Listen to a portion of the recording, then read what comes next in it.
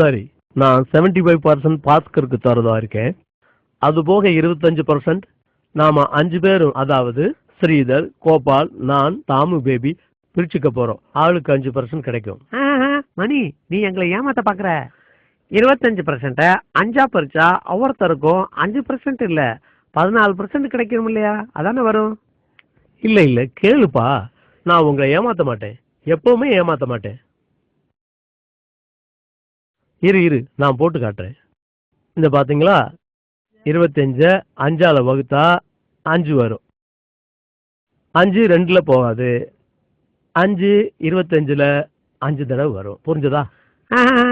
தப்பு மணி, நான் கணக்கிட புலி. எங்கிட்டே வா, நான் போட்டு காட்டுறேன் பாரு.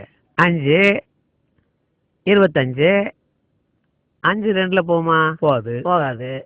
5 5ல ஒரு தடவை போகும். இப்ப 2 சும்மா இருக்கு, அதை கீழே கொண்டு வந்துருவோம்.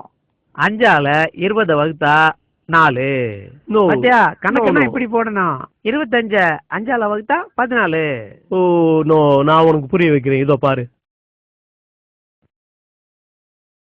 5 5 தரம் 5 5 5 25. பாரு, நல்லா போட்டாரு கணக்கு.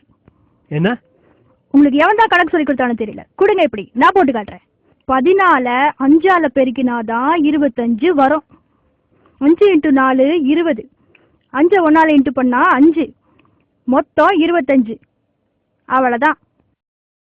இல்ல இங்க பாருமா, 5 14 நான் கூட்டி காட்டுறேன் பாரு, அப்ப புரியும் உனக்கு.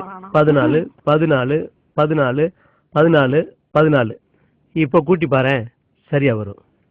நீ சொல்ற தப்பு, நான் சொல்றதுதான் ரைட்டுன்னு நீயே ஒத்துக்கோ பாரு. 4 8 12 16 20 21 22 23 24 25. அது கணக்குல ஏதாவது டவுட்னா என்கிட்ட கேட்டுக்கப்பா. நல்ல வேலை ஏமாத்த தெரிஞ்சாங்க. அடச்சா.